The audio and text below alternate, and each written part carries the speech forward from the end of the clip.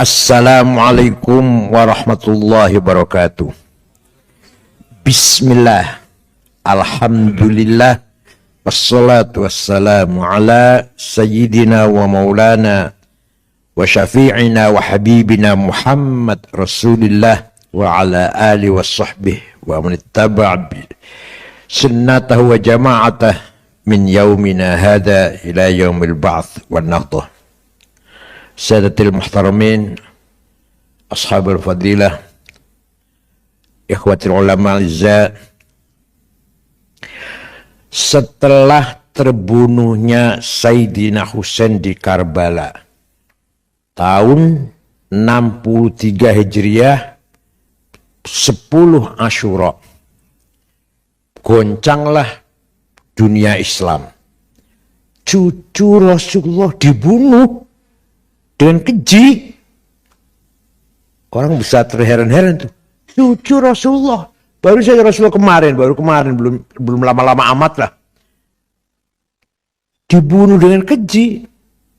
Badannya diinjak-injak, hancur dengan tanah Karbala. Kepalanya diusung ke Kufah, diarak keliling kota Kufah. Kemudian dibawa ke Suriah, dari Kufah dibawa ke Damaskus. Di kereta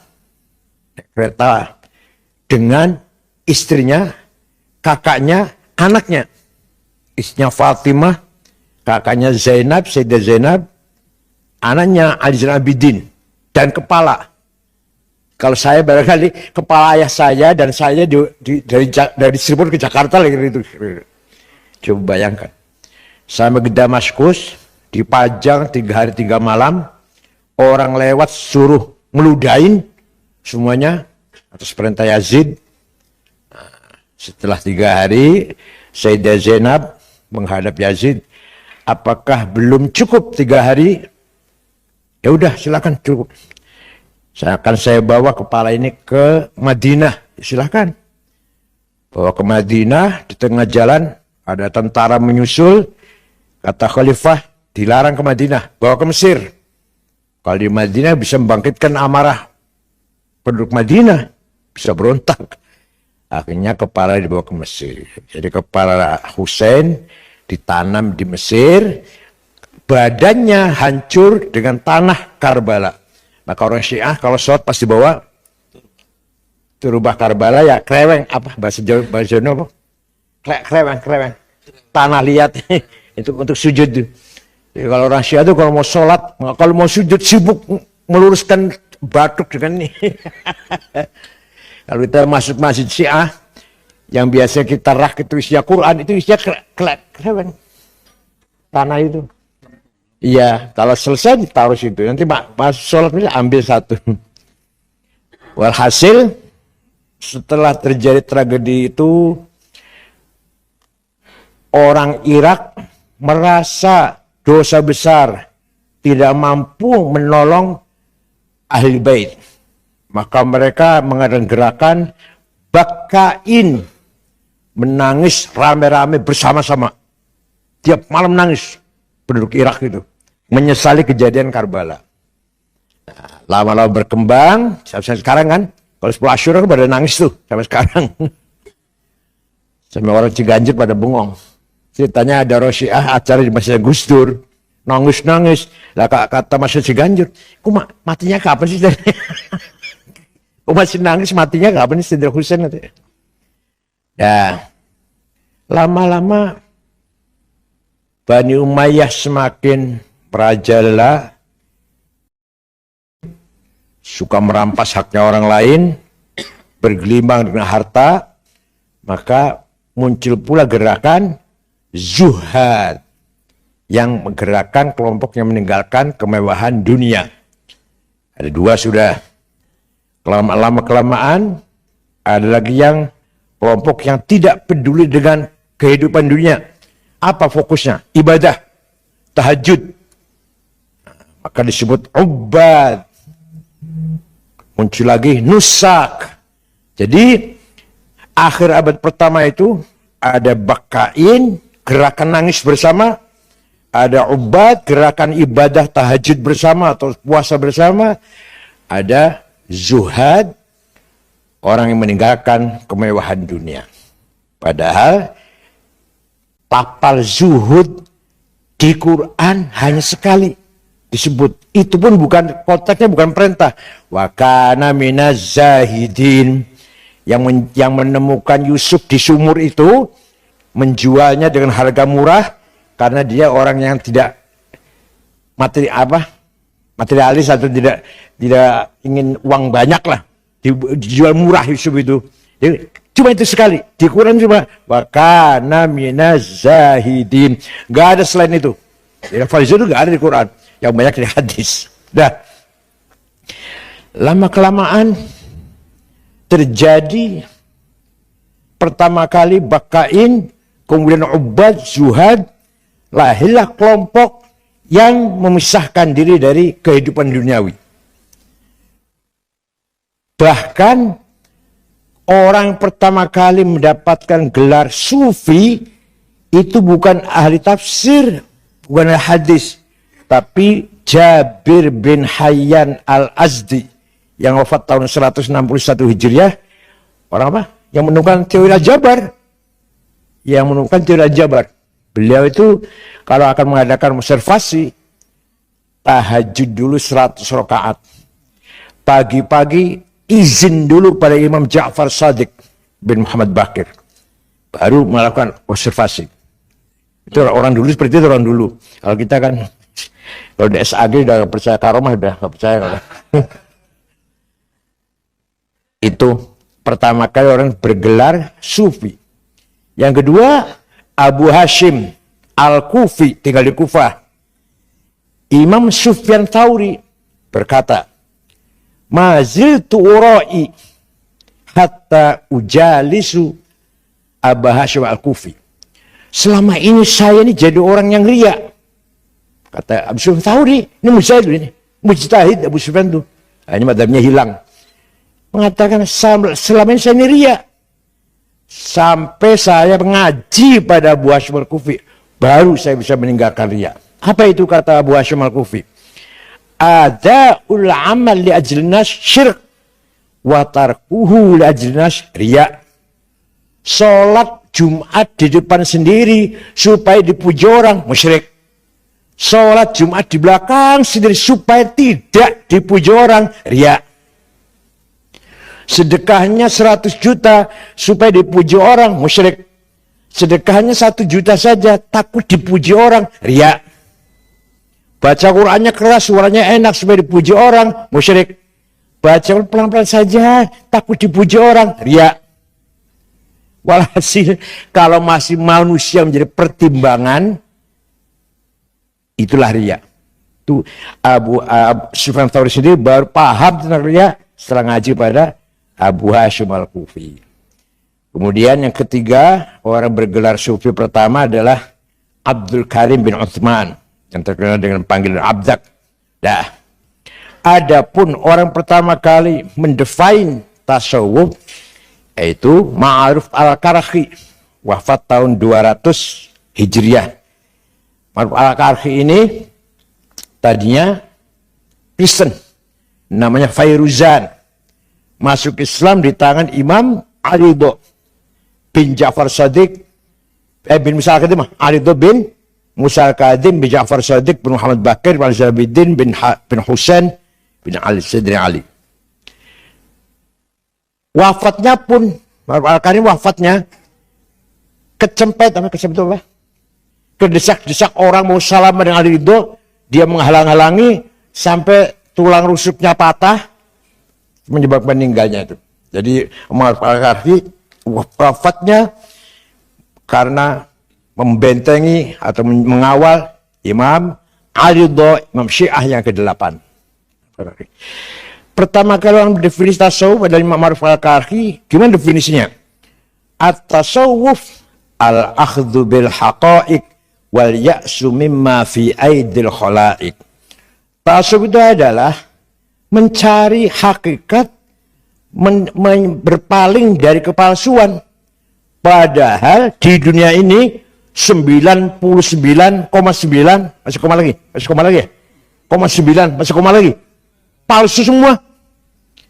Kepalsuan kita ini ada yang ditutupi dengan kopiah hitam, ada yang dengan sorban, ada dengan gamis, ada dengan dasi, dengan dengan kemewahan, semuanya palsu. Semua palsu. Maka sedangkan tasawuf itu mencari hakikat berpaling dari kepalsuan. Dasarnya apa dasarnya? Ya ayyuhan nasu inna wa'dallahi haqqun fala taghurrannakumul hayatud dunya wala yaghurrannakum billahil ghurur. Wahai manusia, kamu jangan tertipu dunia. Jabatan, harta, dunialah. Itu pemahamannya gampang. Gampang. Jangan tertipu dunia ya, jangan tertipu harta ya, jangan tertipu uang ya. Gampang pemahamannya itu loh. Yang paling susah, wala yaghurrannakum billahil ghurur. Jangan tertipu dengan suatu tipuan yang kelihatannya atas nama agama. Yang paling berat, yang paling sulit itu. Saya hafid Quran, hebat saya, gak ada lawan. Saya santrinya banyak, hebat saya, santri saya paling banyak. Kalah semua yang lainnya. Saya kalau ceramah ditepuki tangan, nah, semua orang tepuk tangan. Saya kalau semua umat cium tangan saya, timbul gurur, membanggakan diri. Itu sudah nol itu, jatuh itu di depan Allah, nggak ada harganya orang kayak gitu itu. Saya hafal Quran, sudah nol itu. Saya doanya saya mujarab. Saya paling laris dipanggil ceramah kemana-mana. Saya paling hebat kalau diskusi, kalau berdebat. Saya paling ahli mantik, saya paling ahli bahasa. Saya paling ahli tentang apalah, tentang tafsir. Begitu kita memberi conteng biru lah, positif kepada diri kita, maghrur. Begitu kita menganggap diri kita hebat, baik, dicontengnya apa? Biru ya, maghrur. Kita harus selalu memberi nilai, bukan ini, memberi alamat apa? X merah kepada diri kita. Siapapun kita, ayo kita kasih X merah. Kita ini bukan apa-apa dengan si A gitu loh. Kita ini bukan apa-apa dengan si Kiai Fulan, Kiai Fulan. Kita ini hebat memang profesor doktor. Tapi belum apa-apa dengan Kiai Ali Maksum. Kita ini santrinya banyak. Belum apa-apa dengan walhasil gitu ya. Wala yaghurrannakum billahil ghurur. Jangan tertipu oleh tipuan yang kelihatannya mengatasnamakan agama. Maka asnaful maghrurin, berbagai macam orang yang tertipu itu, terperdaya itu, yang paling banyak ulama, 11 macam. Yang kedua, pejabat yang punya pangkat, 9 macam. Yang ketiga, orang kaya, 6 macam. Jadi godaannya ulama itu besar sekali.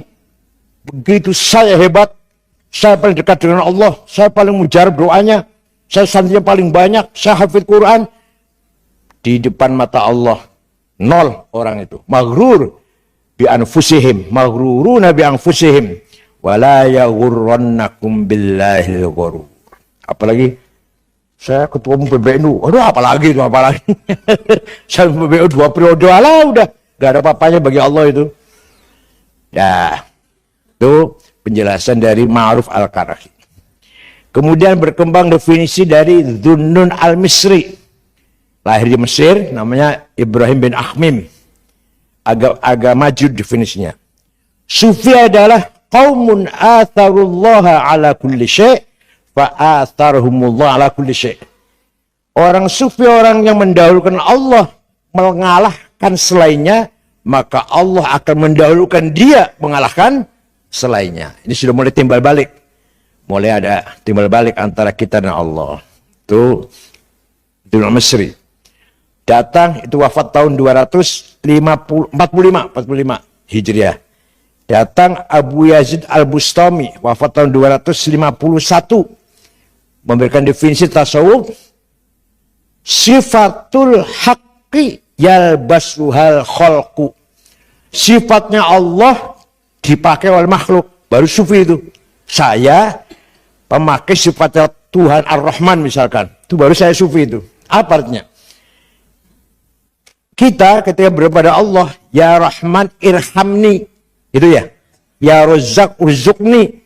Kalau orang sufi, ya Allah ya Rahman, berilah sifat Rahmanmu untuk aku pakai supaya aku bisa merahmati yang lain. Bukan rahmatilah aku, bukan. Berilah sifat rahmatmu untukku supaya aku bisa memberi rahmat kepada orang lain. Jadi berilah sifatmu kepadaku lah kira-kira itu, supaya aku bisa memberi rahmat kepada orang lain.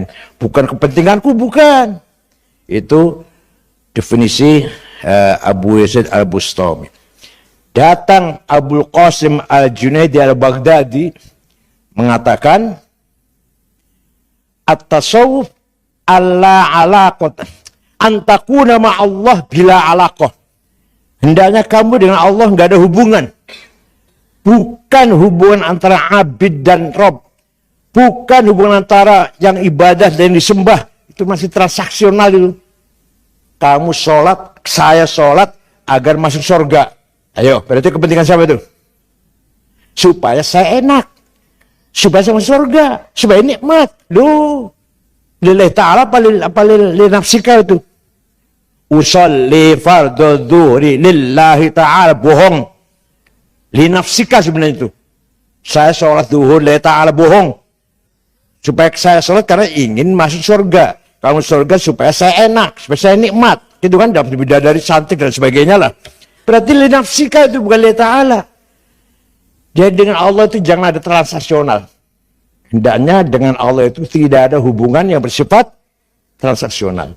Kalau kamu ibadah supaya ingin dapat pahala, sama dengan kuli. Nyangkul, kerja, dapat bayaran.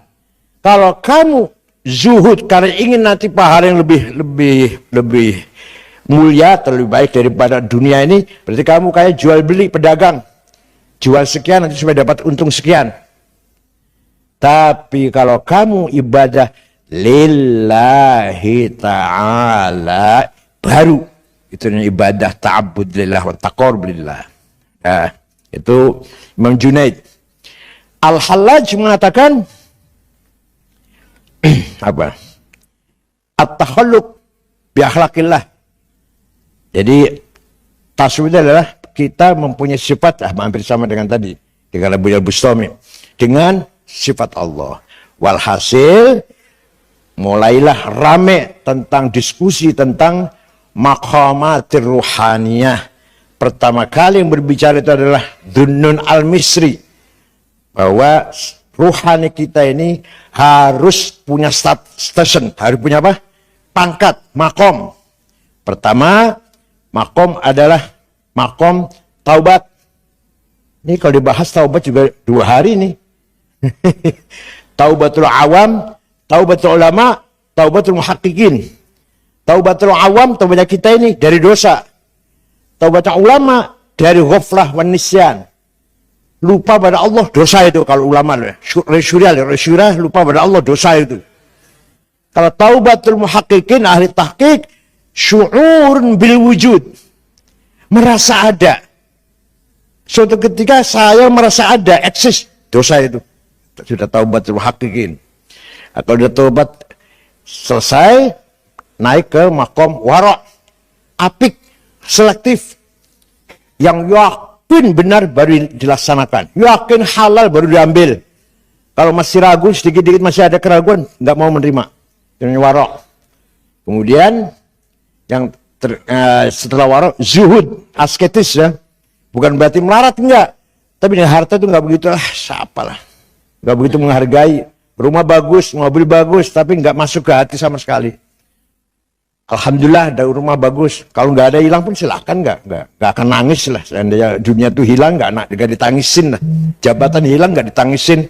Kayak Gus Dur tuh, dia diserahkan dari presiden, apa nggak kita aja, kita lawan lah gitu. Alah, jabatan presiden kok jebotin. Jabatan presiden aja kok ditangisi. Udah, akhirnya wis. Itu Gus Dur. Dan bajunya Gus Dur selama jadi presiden, batik, celana, baju, jas, sepatu yang bagus-bagus ketika di sana ditinggal. Nggak ada yang nggak dibawa pulang ke rumah, nggak ada. Ditinggal di istana. Entah siapa yang mewarisi itu. Udah bagus-bagus semua itu. Setelah jadi presiden kan, tiap minggu ganti penampilan batiknya itu. Ditinggal. Nggak ada yang dibawa pulang. Makanya kembali penampilannya kan seperti sebelum jadi presiden lagi kan. Apa ada celananya itu. Walhasil gitulah. Nah, makomatul wahaniyah terjadi 3 fase. Fase pertama, taholli, proses cleaning. Yaitu 3 tadi, gampangnya 3 lah. Taubat, warok, zuhud. Sudah selesai taholli, tahalli, proses dressing. Mulai diisi, dihiasi, kalau udah bersih dihiasi. Apa? Sabar, tawakal, ridho, syukur. Enak, ngomong gini enak cepet ya. Bareng ngelakuannya, ngelakuannya luar biasa ini, hanya cepet-cepetan bisa. Nah, ketika taholli itu biasa terjadi kondisi spiritual yang spontan, kadang merasa bako, kadang merasa fana. Kalau sudah tahalli, kondisi spiritual yang spontanitasnya kadang merasa apa? Kadang merasa khauf, kadang merasa roja, kadang dengan Allah takut banget, kadang dengan Allah itu optimis banget. Itu kalau lagi tahalli. Dah, muhlikat kita hilangkan dulu. Ektas negatif yang akan menjerumuskan kita. Apa? Takabur, hasud, iri, dengki, suudon, adawah, bagdo. Apalagi? Ya itulah. Itu namanya muhlikat yang bisa menjatuhkan kita ke jurang kecelakaan.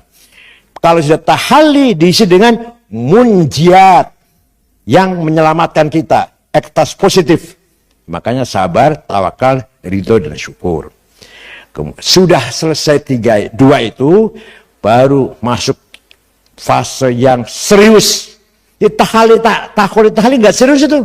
Nggak serius, nggak serius amat gitu loh. Kalau sudah yang ketiga baru serius banget. Namanya apa? Tajalli. Dah. Siap mendengarkan? Siap mendengarkan tajalli? Alhamdulillah. Allah az-zatul mutlaqah al-mujarradah anin nisabi wal idhafat. Allah adalah the absolute one existence without relation. Allah dulu sendirian, sendiri.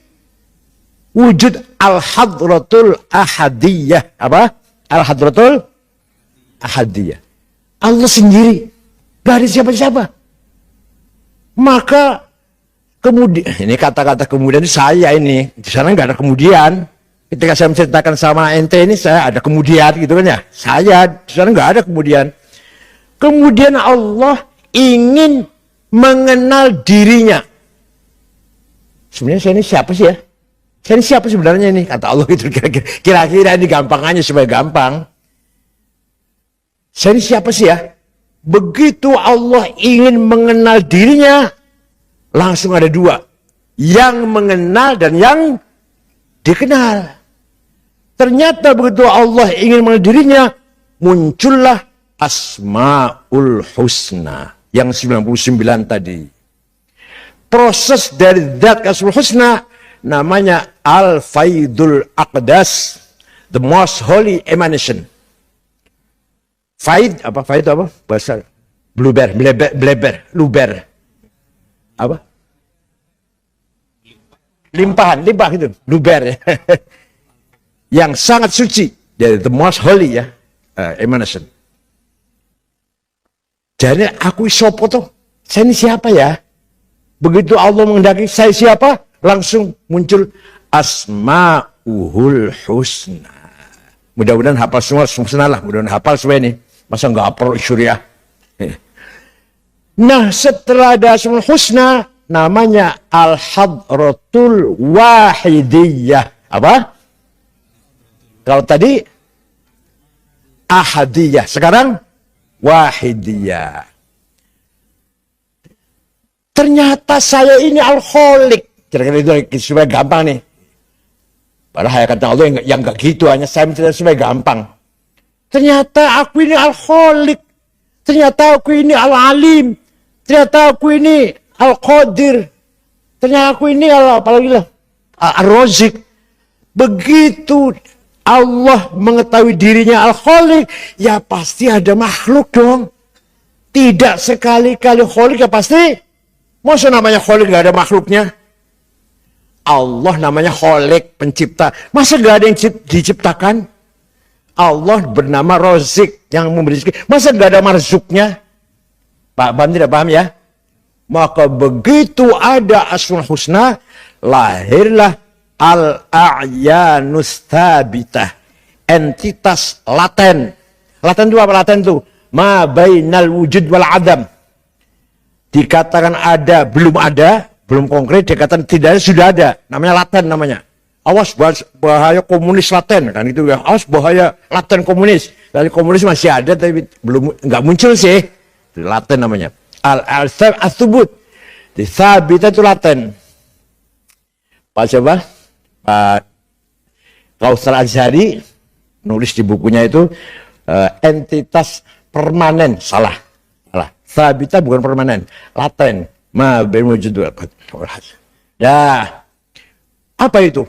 Entitas laten. Semua yang ada itu ada di situ, sudah hadir di situ. Tapi belum konkret. Katakan manusia, dari Adam sampai akhir manusia di hari kiamat nanti, dari akhir nanti, ada semua sudah arwahnya. Maka kata mubalig, alam arwah, kata mubalig itu. Alam apa?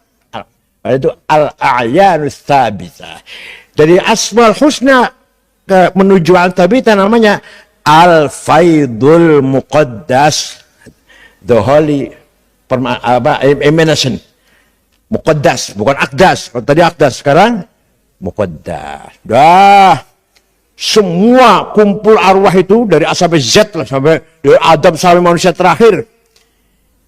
Kemudian proses terjadi tajalli ghaibi. Apa namanya? Apa bahasa Inggrisnya? Manifestasi masih ghaib. Manifestasi tapi masih ghaib. Apa itu? Muncullah nuktah markaziyah. Ya, central point. Poin sentral. Apa? Nur Muhammad. Dari Al-Thabitah melalui poin center namanya Nur Muhammad. Nur Muhammad itu siapa itu? Muhammad itu adalah Al-Wujudul Haq alladzi khalaqallahu khalqa bihi. Al-Wujudul Haq alladzi khalaqallahu khalqa bihi. Wujud hak yang oleh Allah dijadikan perantara untuk mewujudkan yang lain. Jadi Nur Muhammad itu khaliq, bukan khaliq. Makhluk, bukan makhluk.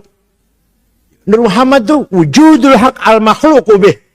La khaliq wala makhluk. Kristen mengatakan the logos. Kita mengatakan Nur Muhammad. Majusi mengatakan Kiomarth. Ya, Greek mengatakan the nous. Al-aql awal. Walhasil ini filsafat sudah semuanya udah tahu lah bahwa asal muasal alam materi itu berasal dari alam yang non materi, imateri, menjadi materi, menjadi parsial ini melalui satu nuktah, satu poin. Kita istilahnya Nur Muhammad. Kalau Kristen mengatakan the logos, kalau Yunani mengatakan the nous, kalau Majusi mengatakan Kiomarth. Walhasil Nur Muhammad adalah kalimat kun. Nur Muhammad itu kalimat kun, fayakun. Lah, ketika Nur Muhammad itu muncul, di situ Allah tajalli ghaibi. Tajalli tapi masih ghaib. Allah sudah mulai nampak. Mulai nampak tapi masih ghaibi. Dari Nur Muhammad itulah terjadi tajalliyat, beberapa penampilan Allah yang bersifat syuhudi atau tanazzulat, dekadensi, turun. Wujudnya Allah itu turun sudah. Atau ta'ayyunat, identifikasi. Bahasa Jawanya jelenggereng. Konkret jelenggereng, ta'ayyun. Kahanan, menjadi kahanan. Bahasa Jawanya kahanan ain. Jadi kita ini tanazzulatnya Allah, ta'ayyunatnya Allah, tajalliyatnya Allah kita ini. Ya, melalui Nur Muhammad. Oleh karena itu, kita harus selalu sadar bahwa diri kita ini adalah, dalam diri kita ada apa? Ada nafkhah rabbaniyah, divine gas, ada tiupan Allah. Maka kalau kita sadar bahwa kita tiupan Allah, la khaufun alaina wala nahnu nahzan. Tidak usah takut, nggak usah minder. Di dalam diri kita ada nafkhah ilahiyah, ada nafkhah rabbaniyah. Mempunyai kekuatan luar biasa, mempunyai amanah, kepercayaan diri yang luar biasa. Beda dengan tasawufnya yang biasa itu. Kalau tasawuf yang biasa itu adalah Abdul Hakir, Dzalil, Fakir. Saya ini hamba yang hina, yang gak punya apa-apa, yang gak bisa apa-apa. Aduh, kalau menjadi mundur Islam itu. Tapi kalau tasawuf dari Ibnu Arabi, di dalam diri saya ada nafkhah rabbaniyah. Kenapa takut? Kenapa minder? Kenapa putus asa? Gak boleh kita putus asa. Kalau dalam diri kita ada apa? Nafkhah rabbaniyah. Saya adalah tajalli min tajalliyatillah. Gak usah takut. Itu jadi kata Gus Dur waktu muktamar di Krapyak, saya belum pulang. Saya baca di majalah Umat waktu itu. Kalau ingin maju NU, tasawufnya jangan tasawuf Ghazali, tasawuf Ibnu Arabi. Saya ada anak yang lagi disertasi S3 menulis nama Ibnu Arabi. Nanti kalau pulang, ya, maksudnya nyebut nama saya belum datang Indonesia udah. Orang sudah banyak tahu, Cak Nur sudah tahu, Cak Nur Majid dan seterusnya. Walhasil, tasawuf tajalliyat ini merupakan reflektif, yang bersifat reflektif, extraversion, bersifat dinamis. Beda dengan tasawuf yang kita kenal biasa, semakin minder, semakin merasa aneh, adalah Abdul Fakir, Dzalil, Hakir. Lah makna li, nggak ada artinya saya ini. Salah itu, salah. Saya adalah tajalli syuhudi Allah. Dalam diri saya ada nafkhah rabbaniyah. Kalau cerita nafkhah begini, dalam diri manusia, pertama ada al-quwwatun natiqah, the power of intelligence, yaitu akal, yaitu kecerdasan yang bisa memahami kebenaran. Tapi tidak hanya itu, ada al-quwwatul mutakhayyilah, the power of idea, kemauan, hasrat, cita-cita, adanya an-nafas di jiwa, mau menang, mau kaya, mau jadi bupati, tadi an-nafas al-mutakhayyilah, bukan khayal tuhan, bukan mutakhayyilah, artinya yang betul-betul hasrat yang besar lah, himmah. Lahirnya azimah pada al-quwwatul mutakhayilah. Tapi al-quwwatul natiqah, al-quwwatul mutakhayilah tidak akan punya nilai kalau tidak didasari dengan an-nafkhah ar-rabbaniyah yang adanya fi qulubina. Maka hati kita lah yang akan menentukan jalan arahnya kecerdasan kita atau hasrat kita. Hati komponennya pertama adalah basirah. Setiap manusia punya basirah. Bal insanu ala nafsihi basirah. Punya mata batin. Dan manusia punya mata batin. Untuk apa itu mata batin? Fa'alhamaha fujuraha wa taqwa. Untuk membedakan mana baik mana buruk. Ini salah, ini benar, ini lempeng, ini bengkok. Semua manusia, walaupun buta huruf, walaupun nggak sekolah, tahu mana benar, mana salah. Itu dari basirah. Setelah basirahnya berfungsi, akan estafet pada dhamir, conscience. Itu yang akan mendorong kita salah satu perintah atau larangan. Kalau kamu sudah tahu itu benar, if'al, do it. Tahu kamu sudah tahu kan ini salah, ini melanggar. Don't do that. La taf'al. Itu yang ngomong itu namanya apa? Domir, conscience. Nah, ada 3 grade sih. Ada domir istimai, domir lingkungan. Kalau tengah-tengah santrinya, aku yo, aduh khusyuk, tengah-tengah muridnya itu. Tapi kalau ke luar negeri, wallahu alam, itu namanya itu domir istimai. Masih mending itu punya domir daripada di depan mertuanya, udah gak karu-karuan. Yang nomor 2, domir konuni. Legal formal. Ada SK, berangkat. Gak ada SK, enggak. Ada selari, ada honor, jelas. Saya kerjakan. Enggak ya, enggak. Itu namanya domir konuni. Masih baik daripada SK diterima, honor diterima, amplop diterima, selama enggak mau. Khutbah enggak mau. Yang ketiga yang paling tinggi adalah domir dini. Domir yang memberi motivasi kepada kita if'al, tapi berdasarkan agama. Dimanapun, kapanpun, ada selari apa enggak, kalau memang itu baik kita lakukan, kalau memang itu salah kita tinggalkan, kita larang. Orang lain pun jangan melakukan. Walhasil itulah pentingnya domir. Istafti qalbak al-birru matma'inna qalbuk wal ismu ma hafi nafsik wa taraddad bis sadr.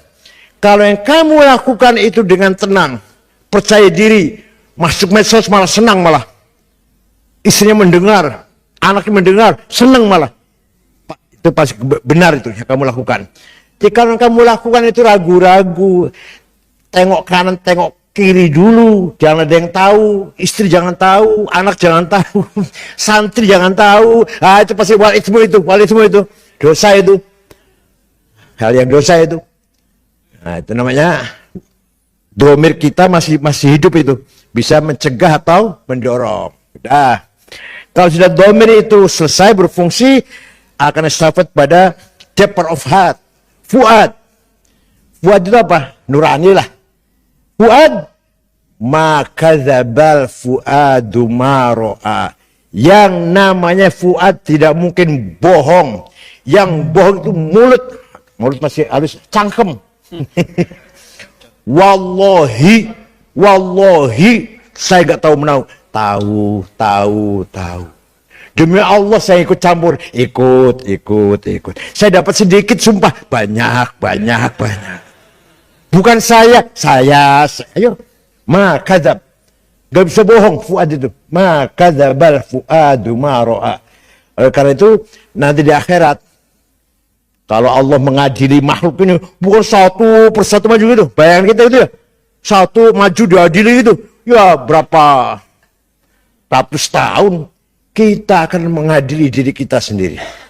Kita sendiri akan tahu nahnu min ashabil yamin atau min ashabil shimal. Dari mana? Dari fuad kita. Wamtazul yawma ayyuhal mujrimun.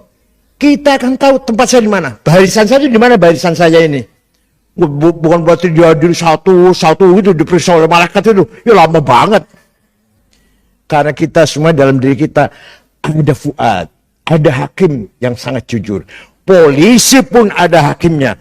Jaksa ada hakimnya. Hakim pun ada hakimnya. Begitu hakim itu melenceng, hakimnya dalam dirinya itu akan menegur dia. Saya salah. Hakim memutuskan sesuatu dengan salah karena disuap atau apa, hatinya akan nangis sebenarnya, akan menegur, kamu salah. Sekali, 2 kali, 3 kali, 20 kali, pelan-pelan, kamu salah. Dalam hatinya itu, kamu salah. Terus-terusan, hilang sudah suaranya. Nanti suaranya akan keras lagi kalau sudah inda tagharghar ar-ruh. Kalau sudah mau sekarat mati baru. Ya Allah, ya saya banyak dosa, banyak salah, Allah beri kesempatan saya untuk tobat. Atau enggak usah itu. Naik pesawat oleng. Ayo. Insya Allah saya akan taubat Tuhan, saya banyak sekali dosanya. Baru itu. Suara domir, suara fuad keras lagi itu. Setelah selamat.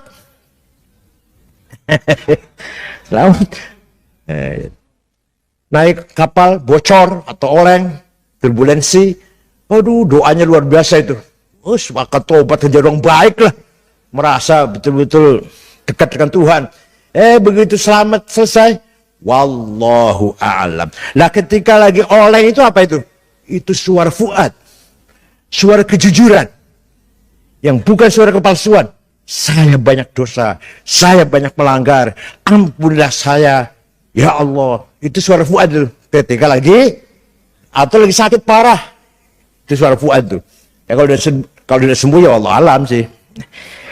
Walhasil itulah yang namanya kolbu. Setelah itu nanti ada asror, kekuatan yang sekret. Kalau asror maunya yang siri lagi, gak mau yang konkret, gak mau yang kasat mata. Karena kekuatan asror, maka yang mau dilihat adalah yang asror. Itu kekuatan asror, banyak ceritanya lah, banyak sekali ya. Gus Dur paling banyak. Ke Australia, nginepnya di rumahnya Pak Fahri Ali. Fahri Ali lagi S3 di sana. 3 hari sering nginep di Fahri Ali. Suatu malam lihat TV, Pak Fahri, istrinya, Gus Dur. Jam 8:30 Pak Fahri, permisi Gus, mau istirahat? Ya silakan. Pak Fahri masuk kamar dengan istrinya, Gus Dur masih nonton TV. 10:30 istrinya Fahri Ali keluar. Gus Dur ngorok. TV masih nyala, dimatiin. Jadi matiin mbak, itu seru-serunya itu. Lagi seru-serunya itu. Kelihatannya ngorok, tapi masih lihat TV itu ceritanya. Ini yang cerita Pak Fahri sendiri nih, dengan istrinya cerita itu. Ahmad Tirto Sudiro, Ketua DPA, menghadap Presiden, lapor. Tidur, ngorok. Tersinggung, Jenderal Ahmad Tirto Sudiro, tersinggung. Gimana nih? Teruskan apa enggak? Teruskan. Terus lapor.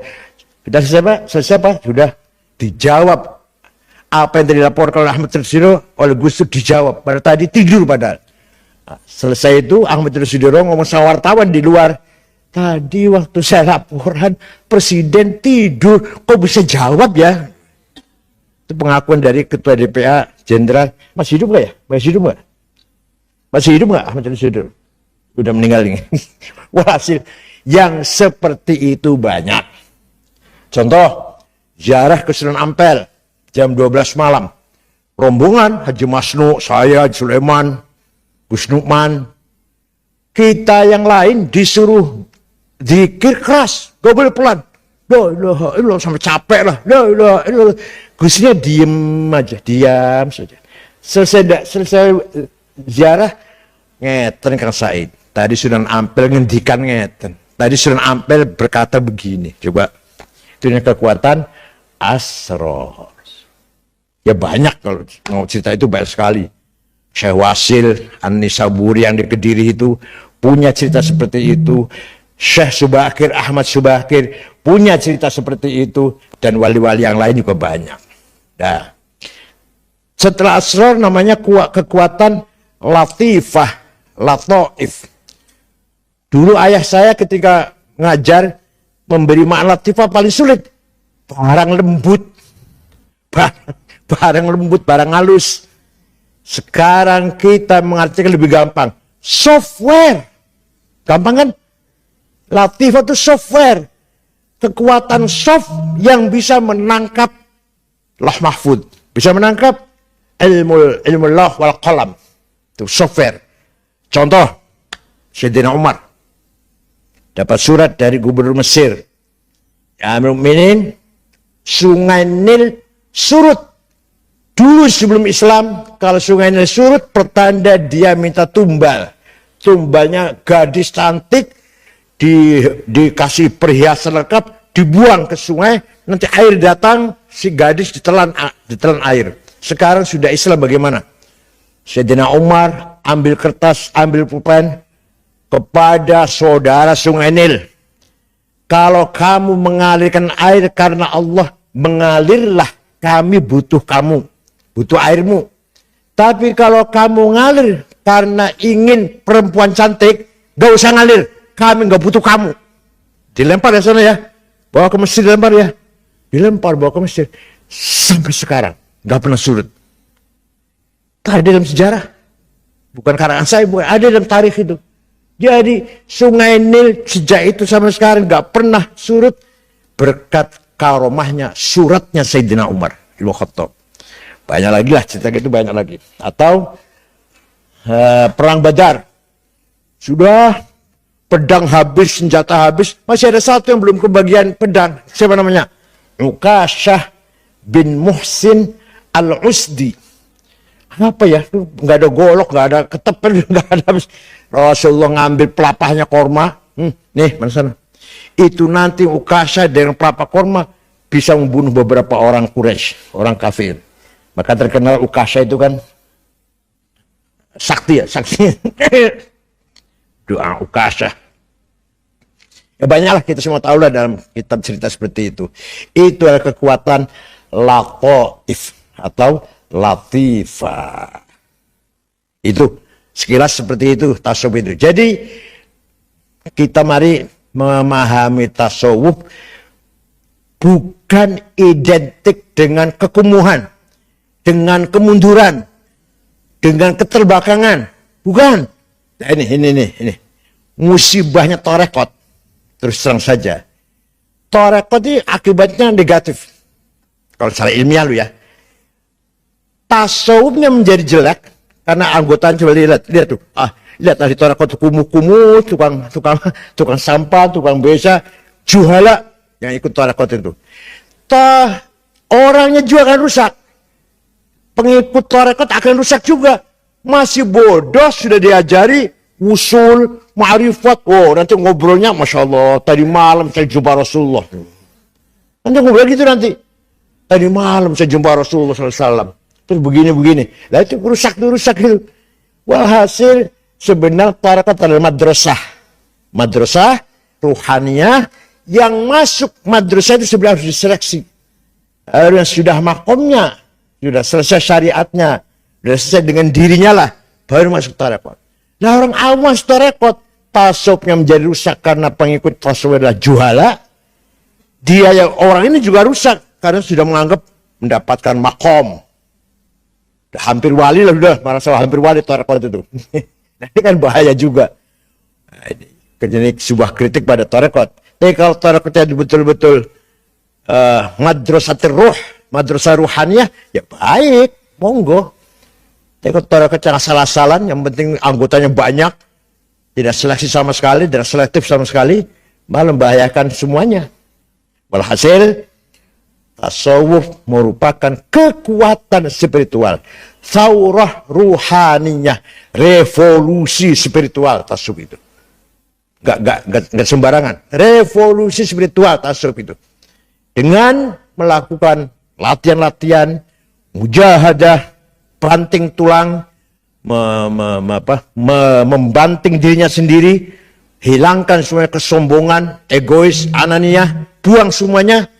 Insya Allah kita akan masuk ke dalam wilayah maqamatil arifin. Dan yang heran, Ibnu Sina yang begitu terkenal dokter filosof, akhir umurnya menulis maqamatul arifin. Imam Ghazali, Fiqih, Al-Wajiz, Al-Wasit, Al-Basit, karangannya usul fiqih, Al-Musasfa, Al-Manhul, Al-Qiyas, ilmu kalam, al-iqtisad fil i'tiqad, hijauul amal fi ilmu kalam, akhlak, mizanul amal, adabud dunya wad din dan sebagainya lah, bidatul hidayah, minhajul abidin. Terakhir dia menjadi rektor kan, sudah 2 tahun jadi rektor An-Nizamiyah. Baru sadar setiap hari ini umur saya semakin mendekatkan saya kepada Allah apa tidak? Ternyata tidak, kata Ghazali. Ternyata tidak. Rutinitas. Pagi, sholat subuh, wirid, sarapan, ke kantor, ngurus administrasi, tanda tangan, ngajar, sampai duhur, makan siang, istirahat. Nanti asar, terima tamu, maghrib, terima tamu, atau tahlilan, atau jamian. Lah. Tiap hari rutinitas seperti itu. Apakah rutinitas kita semakin hari semakin mendekatkan kita kepada Allah apa tidak? ternyata kata Ghazali ala syurufin har, ala apa? Ala syur jahannam. Saya sudah ada di bibirnya jahannam saya ini, kata Ghazali. Akhirnya dia tinggalkan kedudukan rektor An-Nizamiyah, permisi pada Khalifah Al-Mustadhiri, Khalifah permisi saya mau haji. Ya nggak bohong sih, nggak bohong. Tapi asal haji Pak Khalifah membolehkan. Kalau asalnya cuma akan mengembara, nggak boleh meninggalkan An-Nizamiyah. Ya silakan kalau mau haji. Betul, Ghazali haji, nggak bohong nggak. Tapi di samping haji sampailah ke Yerusalem, kemudian sampailah ke Damaskus, mengucilkan diri uzlah di menara Masjid Al-Amawi di Damaskus. Masjid yang didirikan oleh Walid bin Abdul Malik. 4 bulan mengunci diri. 4 bulan selesai, keluar, apa kata dia? Fakana makana mimma lastu azkuruhu fadunna khairan wala tas'al al-khobari. Apa yang terjadi, terjadi. Nggak usah tanya. Husnudon saja ya. Husnudon saja ya. Saya nggak bisa menceritakan. Saya tidak bisa menceritakan apa yang saya alami ketika uzlah. Fakana makan mimma lastu adkuruhu, yang nggak mungkin saya ceritakan. Fadunna khairan, husnudon saja deh. Wala tas'al an khobar, jangan tanya kabarnya seperti apa. Pulang ke Nizamiyah, mencoba ngajar, masuk kelas nggak bisa ngomong. Mau saya ajarnya apa? Fikih, fikih ilmu khelah. Begitu ilmu jalan keluar. Fikih itu ada ilmu jalan keluar. ilmu khelah, ilmu jalan keluar. Nahu, sorof, itu kulit kacang itu. Apa? Filsafat, bohong. Banyak salah filsafat itu. Tahap itu palsu banyak sekali. Apalagi semuanya ilmu gak ada artinya kecuali ilmu tasawuf. Nah, sudah ilmu tasawuf itu laisa bil qila wal qal. Tidak bisa dijelaskan, nggak bisa diterangkan. Bagaimana merangkan menjadi ilmu qulub? Ini ilmu qulub, bagaimana merangkan dengan lisan, dengan redaksi. Akhirnya dia tidak sanggup mengajar. Pulang ke kampungnya Tus. Tidak lama beliau meninggal dunia. Kita akan meninggal. Minta kain kafan. Habis sholat subuh, kain kafannya ditutupkan ke mukanya. Dan a'id ila rafiqil a'la. Itulah Imam Ghazali. Dan beliau menyesal, saya tidak mendalam tentang hadis. Maka pada akhir umurnya dia belajar hadis. Seandainya umurnya panjang, akan lahir Bukhari kedua. Sayang tidak panjang. Umur 55 wafat beliau. Itulah khazanah turas. Turas apa? Perbendaharaan khazanah peradaban Islam. Ada orang semacam Ghazali, ada semacam Ibnu Arabi, ada semacam Asy'ari, Maturidi dan seterusnya. Itu merupakan perbendaharaan khazanah peradaban kita. Silahkan tanya pada agama lain. Bukan menghina, bukan. Silahkan tanya ke gereja. Pendeta, Romo, di sini kalau baca Bible ada tajwidnya enggak ya? Ada nggak idgham, idhar, iqlab, ikhfa, qalqalah, matobi'i, mad lazim? Nggak ada. Hanya di Islam ada ilmu tajwid.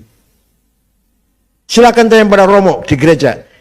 Di sini kalau menerima berita ada metode nggak menyaring berita? Ini sahih, ini hasan, ini dhaif. Nggak ada. Di kita hadis ada sahih, syaratnya ada 4. Antara guru dan murid muttasil. Kedua, dobit, gurunya nggak pernah lupa. Ketiga, thiqah, gurunya bisa dipercaya, nggak pernah nyolong sendal di masjid. Nomor 4, adil, baru sahih. Kurang 1, hasan. Kurang 2, dhaif. Apa faktor dhaifnya? Mauquf, maqtu', munqati', mursal, mu'allal, mu'dal. Ya Allah. Hanya di Islam ada metode seperti itu. Silakan tanya Pak di gereja atau di wihara atau apalah agama yang lain. Gak ada ilmu itu. Kalau nahwu ada, kalau grammar atau ilmu hukum ada. Kalau ilmu seperti ini nggak ada. Ada nggak di sini? Memahami Bible itu ada Seperti kita ada makiyah, madaniyah. Tafsir, macam tafsir lah, biriwayah, bidiroyah, muhkamah, mutasyabihah, ayat mutlaqah, ayat muqayyadah, ayat ammah, ayat khosoh, nasikhah, mansukhah, hakiki, majazi. Monggo tanya di gereja, ada nggak ilmu itu? Ketika kita memahami Quran kan gitu. Ini ayat mutasyabiah, ini muhkamah, ini ayat majazi, ini hakiki, ini ammah, ini khosoh. Silakan tanya pada gereja, ada nggak? Ternyata kita kaya dengan thaqafah dan hadar. Kaya raya kita ini. Yang agama lain tidak punya. Tidak punya. Saya kira, terima kasih. Syukran wa dumtum fil khair barakati wan najah. Wallahu a'lam. Wassalamualaikum warahmatullahi wabarakatuh.